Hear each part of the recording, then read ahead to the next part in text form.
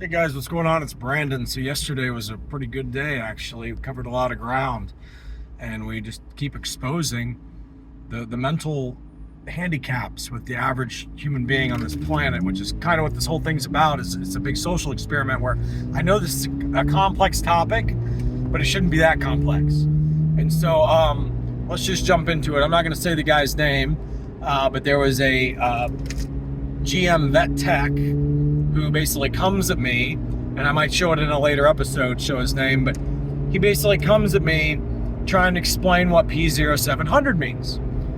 Before we get into this, let's just be perfectly clear here, guys. When the cars say rear axle off across the dash, it is a factual statement from the guys inside General Motors, the guys inside Tremec, that the communication with the ediff has been severed. There's no more communication at that point. It is 0% ediff lockout. So that's a fact, okay? So if a customer comes to you and says, it said rear axle off across my dash of my C8 and my check engine light's on, will you run my codes? And the GM store runs the codes. How logical is it for a vet tech, like the guy that we encountered yesterday on Facebook who wants to argue with us?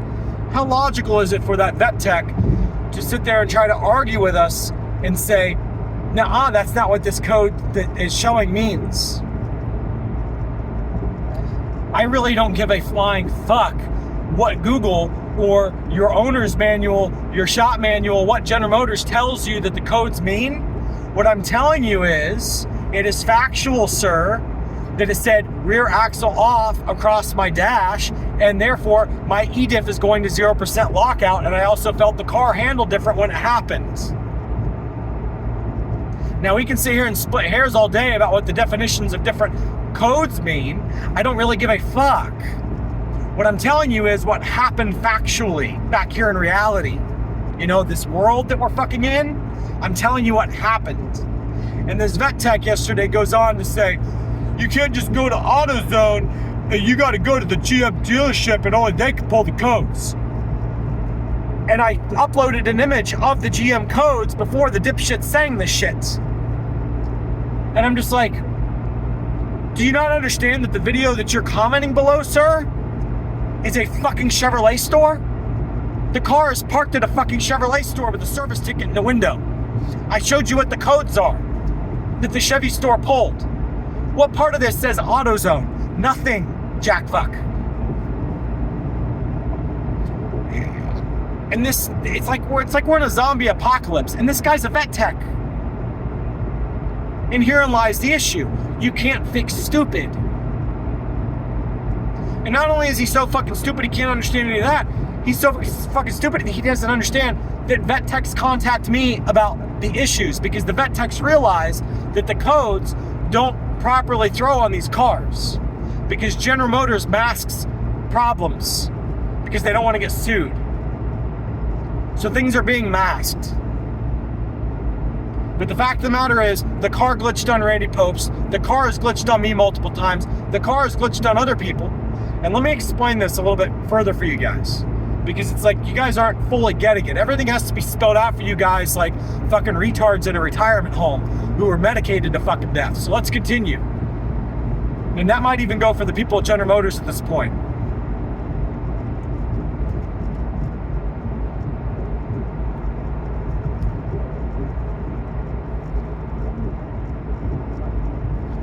A normal car with a mechanical diff, just a normal car that we're all used to growing up driving. As a driver, you learn its limits. You spin it, you say, okay, I went too far. It's not the car's fault, it's your fault. Okay? And you can start to dial in on where that limit is, because you can feel it, because the car progressively steps out further and further and further.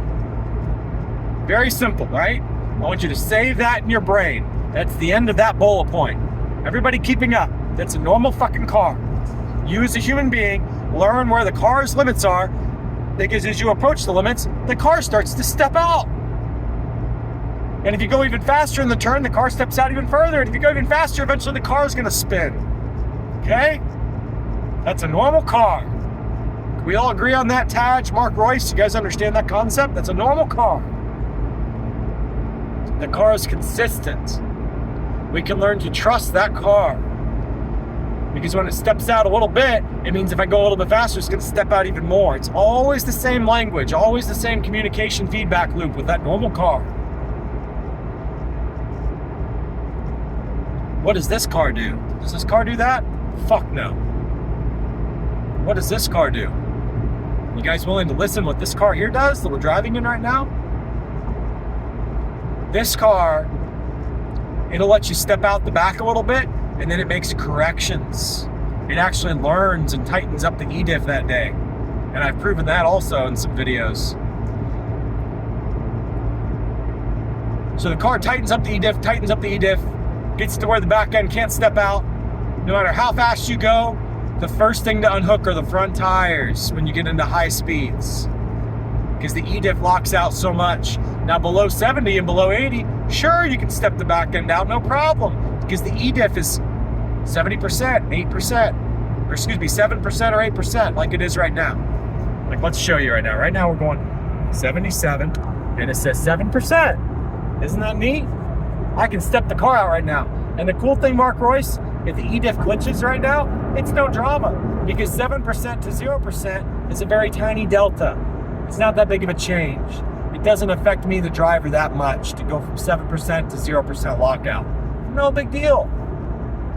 What the issue is, Mark, is your car is glitched on your test days, and instead of you guys recognize that it was the glitch that caused the problem, you thought that it was your program in general that caused the problem. Or instead of recognizing you had a person who doesn't know how to fucking drive, Mark Royce, okay, on that day, on that track day, you decided, oh, we need to make the car idiot-proof. Well, in making the car idiot-proof, you've also made the car backstabbing to the people who are good drivers. Because what happens is, Mark Royce, as I go faster and faster in this car and get up to about 130 miles per hour, go around turns real fast, the ediff is locked up beyond 60%. 50, 60, even 80% if I get on the brakes a little bit. Crazy how much the ediff locks out on this thing. But where the real problem is, Mark Royce, are you listening? Where the real problem is, Taj, even though you're retired, are you listening? Where the real problem is, Mr. Holder, where the real problem is, Mary Barra, Aaron Lake, is there's a glitch on these cars. You need to show us the codes. You guys disabled the fucking codes, you lying pieces of shit. You disabled the codes so the car doesn't throw the proper codes. But the car does what I say it does because we document the ediff on the dash. And we document the dash that says rear axle off. See, we're a little bit smarter than your fucking tricks, Mark Royce. And so what happens is, when the ediff goes to 0% in the blink of an eye, when it was originally at 60 or 80% the nanosecond before, that's a huge delta. And we had the wheel turned a lot to go around the turn to combat the ediff lockout, and then all of a sudden, the ediff lockout ceases to exist. And so at that point, the car wants to spin us because we have the front wheel turned too much. What we thought the car was, what we learned the car to be, it no longer is. The car is bipolar. The car changes. And therefore, if you drive between the range of 95%, 99%, where you should be safe, the car at random times says, fuck no, you deserve to die. That's the actions the car takes. Now you can sit here and argue that it doesn't deliberately take those actions, that it's all accidental and it doesn't intend to take those actions. It doesn't matter. It's no different than a drunk person killing a person in a wreck. Oh, I didn't mean to, Your Honor. It doesn't matter. That's what fucking happened that night. That's what happened back here in reality, drunk sir.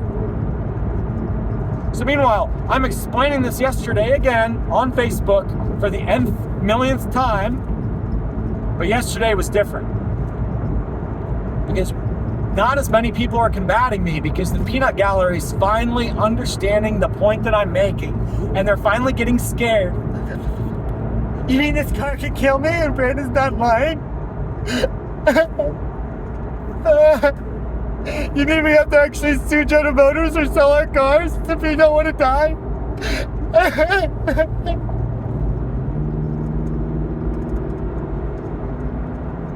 It's finally dawning on the peanut gallery that if there's a fucking car at the Chevrolet store that's been there 5 fucking times and the GM engineers are ordered to come out and help them fix it now because it's to lemon status, if GM can't fix that car when it fires all the time, they sure as fuck can't fix your car when it only fires once every 10,000 miles or once every 5,000 miles. Because part of being able to fix a car means you can replicate the problem, and the mechanics can't replicate the problem. The mechanics are so fucking stupid.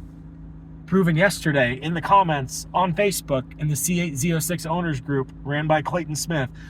The vet techs are so fucking stupid, guys, that instead of them receive the message when there's fucking a 30-minute fucking long video explaining the whole fucking thing in detail about why this car unlocks to 0% ediff lockout and it says rear axle off across the dashboard, which means the ediff is absolutely unlocked. Instead of the vet tech who's commenting below that understand the message, he proves that vet techs here on planet Earth are so fucking stupid that they'll sit there and argue with you. No, that's not what that code means. Therefore, you're lying. You don't know what you're talking about. You need to stop going to AutoZone when the car is parked in a fucking Chevrolet store. You mindless piece of shit. Go die, maggot. Find a fucking cliff, old man. You fucking pieces of shit. God damn it. Retire. You don't deserve to be a vet tech. Scumbag. You're gonna get people killed because you're so fucking incompetent. The same as Mark Royce is incompetent and runs into walls. At least Taj knows when to retire, and Taj is the sharpest one of the fucking bunch. And he's like, you know what? We're about to get fucking sued to death. I'm out. I'm gonna take my mechanical diff, non-Z51 C8 that can't fucking kill me when the voltage glitches and say sayonara to all you low IQ pieces of shit. Because I guarantee Taj has tried to explain this to General Motors. If Taj chose to buy a mechanical diff, that means Taj prefers the mechanical diff. So I guarantee you Taj isn't the fucking problem, is he, guys? I guarantee you Taj tried to explain this to Mark Royce and all the other low IQ pieces of shit at General Motors, and they didn't fucking get it, did you, Mark?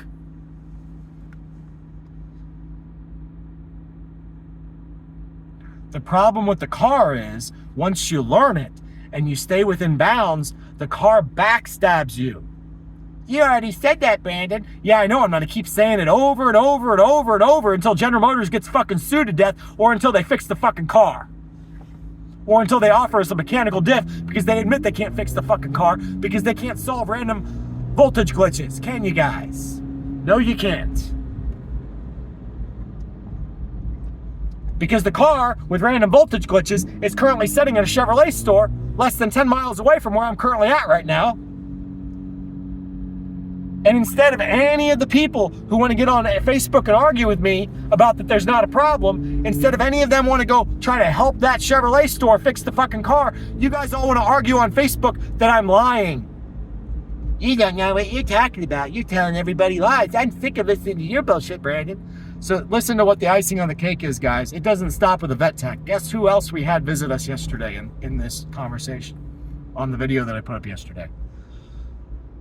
A bona fide, certified GM ring test driver.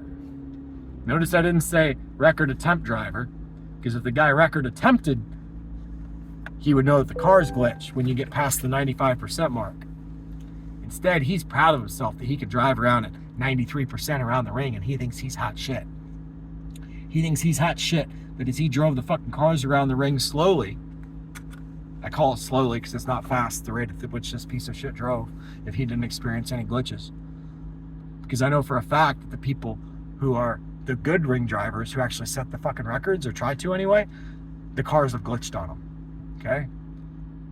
Front tires are blown. The car's glitch. Okay.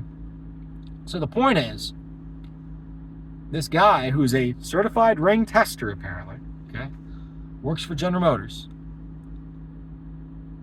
comes in and says that I have no clue what I'm talking about. Oh, okay.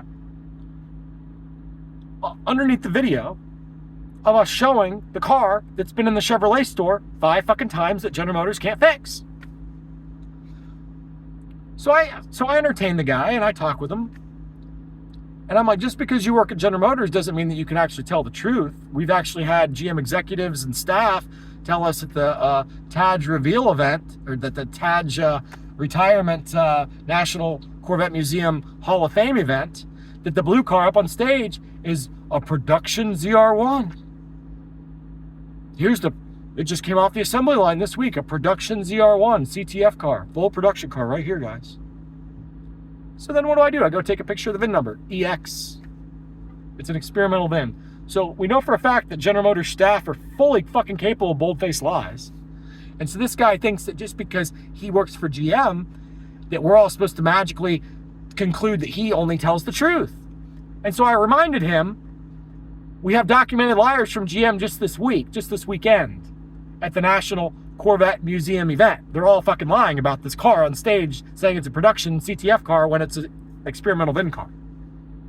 And then after I take a picture of the experimental VIN, then I ask another guy just to rub salt in the wound, who's a high up at GM, hey, so is this an experimental car or a CTF car? I can't comment on that. Yeah, because you don't want to look stupid because you know you're fucking on video. You have the fucking IQ and the brain cells to rub together to know that I just took a picture of the fucking experimental VIN, and now you are on film answering, is it an experimental VIN or is it a CTF car? We're not allowed to comment on that. You just commented 3 fucking times during the TAJ ceremony, all of you collectively, saying that it's a CTF car, you lying pieces of shit. I'm so sick of fucking lying sacks of shit who lack the IQ to even know when they're being filmed when they're fucking lying. So instead, what do we have? We have pieces of shit on Facebook.